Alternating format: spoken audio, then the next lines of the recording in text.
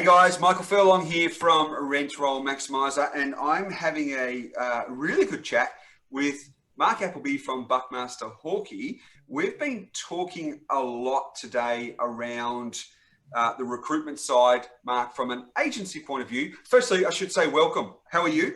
Good, Michael. Thanks for having me. Mate, I apologise. I should have said that from the beginning.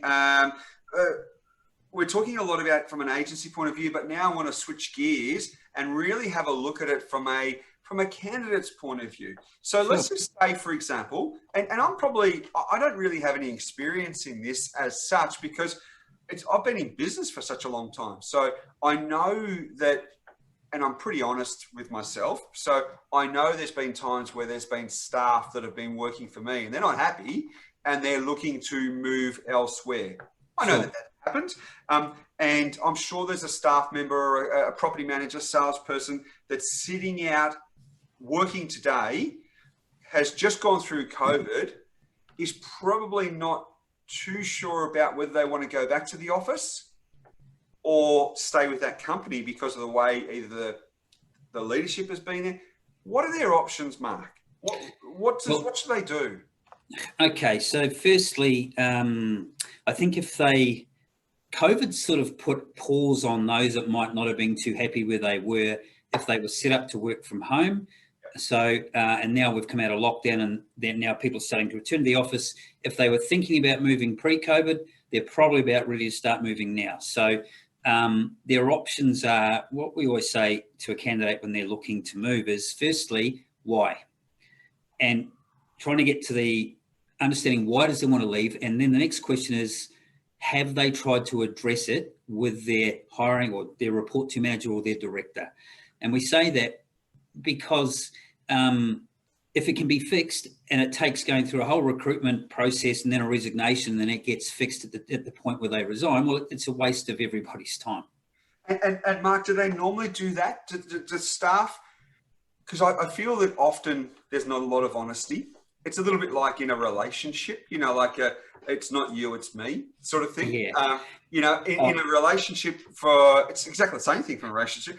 I just think I want to look for other opportunities, which is really code for I'm not enjoying working here, you're a bad boss or whatever it may be. But, Yeah, look, you're absolutely right. It's like the breakup conversation when they resign. I don't think the employer necessarily always hears a real reason. We as recruiters, we hear the warts and all. Because we're a third party and we're not the ones they're resigning with, they will tell us exactly why they're going. And either that's when we're qualifying them on the phone when they first make contact with us, or when they're in our offices and we're going through why is it that you are looking to leave.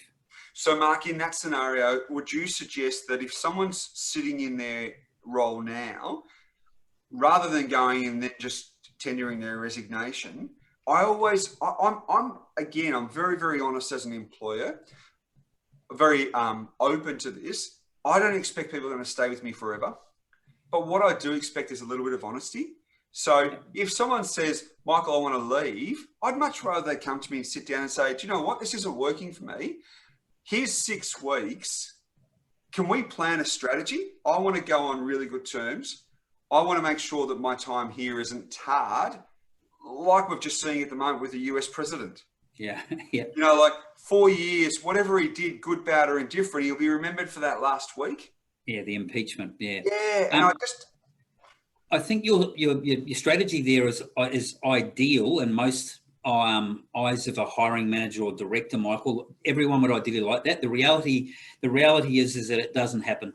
So candidates will usually be discreet, and sometimes they're concerned that if their hiring manager or their director knows that they're looking for work, there's a fear that they might be viewed as they've checked out already. And so they're mentally not in the job, they're not committed. So then the directors might feel, look, if you don't want to be here, we don't want that in our environment, so we don't really want you here. So there's a connotation of that as to why that's not a common practice. Is it immature? Is it? I'm not talking about as a person, but I'll use an analogy here, Mark. I know when at an AFL level, let's talk football. I know you're not really strong on football. Richmond supporter, but yeah. So you haven't really got a clue of what's going on. You just a couple of premierships. Having to take premierships, yeah. Just the best player in the league. But if Dustin Martin came out and said, I'm not going to sign a contract, and it's happened, it happens all the time. I'm not going to sign a contract because I want to weigh up my options. All year there's speculation. And then towards the end, I don't know if we're going to play, not Dustin, but, I don't know if we're going to play this person. They may not be in our best 22. Whereas the NRL, halfway through, they've said, look, I'm leaving X club. I'm going to Y club. And it's such a much more mature approach to things. Yeah. I'd much rather, as I said, I don't know whether it's just fanciful that I'm thinking this, but you would like to think that someone ends their role well at the same. I agree. And look, I think largely what you've pointed out there in professional sports, Michael, is everyone's on a contract that has an end date. And I think if you're a hiring manager in real estate, you hire somebody on a maternity contract, that has an expiry date. So that openness is very evident in that situation where the time is approaching and either the person on maternity leave is coming back, so therefore the role is no longer there, and then that candidate might start looking around, or they might be in discussions with the employer about being made permanent if another vacancy's cropped up. But I think that the key thing there is there's an end date on a contract, so the openness is there, it's more transparent. And do you think, Mark, again, I'm just speaking out loud with my director's hat on, do you think that directors are a little bit, they're not really thinking straight and they think that their staff are going to work with them forever? I think there's an old saying about, what if I train somebody and they leave and they're really good? They stay. Yeah, that's right. Let's say they're rubbish and they stay. So it's sometimes better to have an exceptional employee for 2 years than an average one for 10. Yes. I think some directors' attitudes towards this, Michael, can sometimes be a bit immature as well. Some of them take it personally and get offended if someone's leaving. So some candidates will say to us, I don't know how what's the reference going to get because they weren't happy that I left. And my immediate reaction is, well, you worked there for 2 years. If you weren't good at your role, I wouldn't have thought you'd still be there. Yeah. So some directors don't necessarily respond maturely with regards to being capable of executing or backing a plan and exit strategy on a 6-week lead up. Some are more progressive employees like yourself, Michael, but a lot, I couldn't guarantee that all hiring managers would behave like that. Yeah, I'm sure they don't. It's just, I guess it comes back to the staff members. And this is one of the things I try and suggest to new entrants as well, Mark, is that when you're working in an environment, create the hole that big in an environment if you were not there, that you were noticed. So if you left and there was a little blip and no one really noticed that you were gone, you probably weren't overly important. No, that's right. Is that an approach that you share as well, where it really needs to be, you need to add some value into an organisation? You do. And I mean, everyone has a notice period in their contract. It's anywhere usually between 2 and 4 weeks. So it's always advisable to do the right thing by your employer, because when you're going to a new employer, they want some peace of mind that if you're doing the right thing by your current one, you're going to do the right thing by them when your time comes to go, whenever you leave the next role. Absolutely. So, Mark, when you're at the moment, so let's just say, for example, I was looking for employment. I was working at agency X. Do I just, is there somewhere on your website that I can reach out to you? Is it a phone call? Is it an email? How do I know that it's going to be confidential, that me calling you? Great question. There's a number of ways in which you can reach out to us: phone, website, social media, our Facebook and our LinkedIn pages. Any candidate that makes any inquiries with us, Michael, are assured 100% confidentiality of their information, even if it's just a confidential chat that doesn't go any further. So we have, as a policy, a privacy policy, when candidates register with us, they are guaranteed that. So there's no fear that their boss will find out, or we're going to bandy their resume to someone down the road without their permission. So we assure of that. So peace of mind. Can you talk to me about that? You said that when they register with you, is there an actual formal process? Yes. So once we've had an initial conversation, so that's when we'll do a phone screen with a candidate and ask why you're leaving where you are. Have you addressed it? Why not? Oh, can it be fixed? Yes, go back. If they've got, look, I'm leaving, I've tried to, etc. Next step is we book a time for them to come and see us. And then prior to their interview, we send them a registration documentation sheet, which asks them for copies of agent's rep certificate, driver's license, police check, and a form that has boxes to tick that covers off softwares they've used, and referees that they can use when the time comes. So that's the formal registration process. And once they've done that and they've been into our offices, only then would we then disclose the identity of companies that we've got that vacant job for. So if you had a vacancy at Map Real Estate and I had a new candidate that was interested, I would not tell that candidate who you are until they've actually registered and come into my office. Sure. I guess that's protecting your client as well. And often I might not, as Map Real Estate, I might not want everyone to know that I've got a vacancy. Exactly. Some of the roles we have, Michael, are on a sensitive basis. So an employer's, got an employee on shaky ground. They can't do without them because the portfolio might be vacant. So they get us to recruit what I call under the radar. And that way we certainly don't disclose, sometimes right up to the point of interview, that the client agrees to meet the new candidate, just to keep the confidentiality if there's a sensitive nature as to why the vacancy is there. So we can be as discreet as our clients need us to be.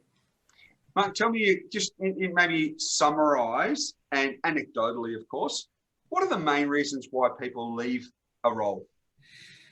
I think people leave environments and people leave people, Michael.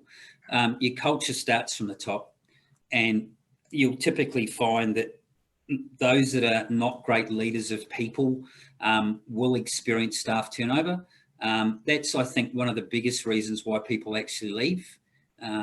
It's disgruntlement with environment and culture. I would think that's probably the biggest reason. It's interesting, Mark, and again, I say this openly and honestly, I've grown along the way. And you remember, and you know me, you've known me now 15 years. I was horrible. I was a horrible director early in the stages because I just didn't understand, particularly in property management. I just didn't understand how it all worked and what the pressures were. And it wasn't until I started to really engage with my staff, ask them and focus on them, I became a better manager. My staff turnover dropped significantly, but in those early days, it was very much the focus was running the business, not dealing with the staff. And I had to learn that. I learned that the hard way, and I probably paid a lot more fees to you than I would have liked. Yeah, but like you're right. You're absolutely spot on. I mean, you're looking at focusing on running the business and the people within. And look, your business is as strong as your people, so you would have learnt that lesson. Very costly. Yeah, very costly. And look, to be fair, I probably still learned the lesson. I probably kept people longer than I should have. I recruited people that I probably shouldn't. And there were some good people that slipped through my fingers that in hindsight, I would have loved to have kept. But I'm sure all managers are the same. Oh, there is. And look, there's an expression that I quite like to use, Michael. If you've got a candidate an employee that you really want to move on, sometimes it's a conversation around freeing up that person's future. Yep. I'd like to have a chat with you about your next opportunity. So, Mark, are you seeing that people, we're coming off the back of COVID. We've been in Victoria, working from home in many instances. So there's a little bit more of a relaxed approach. We're now looking at, and it was announced today, that we can go back to 50% in office. So let's just say, for example, there's going to be a little bit more movement. I think there'll be a little bit more movement where people are now being told, you have to come back 5 days a week. Exactly. Do you think people will leave the industry altogether or just move from one job to the next? It depends what their motivating factor is to move, Michael. If you're burnt out as a property manager and COVID has really been the final nail in the coffin with all the rent relief and that you've had to endure, I think those people, unless they find another role within the industry away from or progress into somewhere else, like become a team leader or something else, they will leave the industry. Those that are now faced with going back to the office that weren't happy prior to COVID, I expect there'll be activity with them moving employers, because those reasons why they weren't happy prior to lockdown will just come full swing about again once they're back in the office. But certainly what this has done has opened up a much more open mindset from employers around flexible working arrangements. I'm talking to a client at the moment where their options, and they've got quite a large rent roll and a large team, where they're now considering 3 days on and 2 days working from home. So I'm seeing that now as being, and the conversation from them was around the fact that they need to become an employer of choice, and that becomes now moving forward something which is attractive. They offer VAs, they've got a good structure. I'm doing training with them. They're looking at training, but they're now looking and saying, how do we retain good people? That you're right, an employer of choice. That now will become part of the course as another item an potential employee will look at on their checklist of, does this employer offer flexible working arrangements from home? That 3 and 2, I've heard a few times around now. I think it's becoming quite a popular type of ratio. Yes. I've got a client I'm recruiting for now, and the person lives quite some distance from the office. The 3 and 2 washed with him. And he said, I've had to open my mind with these times around, this sort of thing is now going to be the accepted norm. So yeah, the 3 and 2, I think, has got quite a common ring to it at the moment. And I think, given the fact that we're so agile as an industry now with the use of technology, particularly around cloud-based technology, in many instances, and I know even from when I had my office, very few times did my landlords ever come into the office.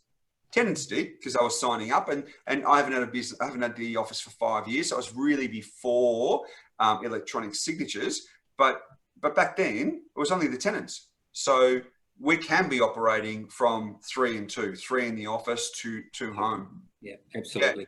Yeah. Mark, just as we finally wrap up the last one, do you find that candidates will leave the role because they've got another one to go into, or they're leaving the role, taking a break, they're leaving the role and then looking at temping? What tends to be the I don't know, it's different for everyone, but what tends to be the norm? The norm is people don't usually leave a permanent role till they've secured and signed off on a new one.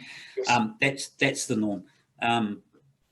We always hold a candidate's hand through that process. So we would say, look, unless you're so unhappy that it's detrimental to your mental health, stay where you are till you've signed off on an offer before you resign. That's the norm.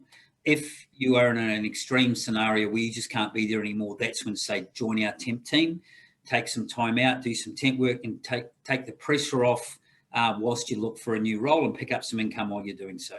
Yeah, and I guess that also then lends itself to you, as if there is some significant issues, it's probably not a role that you'd want to try and recruit for, maybe for that agency. Yes and no. I mean, like if that agency was renowned for staff turnover because of culture or the management style, then that would be a client that we would say to the client, even if invited to a hire, we don't think this is in anyone's interest for us to support you, for you to pay us a fee and the candidate not work out. It's not in anyone's interest. But if the reason is because it might be a personal thing, a clash or some circumstances, it's not necessarily a reflection of the company as a whole, but that individual, then, we have to look at it for what it is. And an example of that might be, say that employee had a personal relationship with their director that's now ended. Yes. Yep. Like external to you mean as in? Yes. Relationship? Yep. Yeah. Yeah, so that would be a valid reason why that person, if the relationship had gone sour, why they might be leaving the business. No, absolutely. So, Mark, your very first point was that if someone is unhappy, just to reach out to you. It's either through email, phone call. So Facebook, they're not going to put on that I'm looking for this. It'll be through Messenger, I imagine. Messenger, yeah.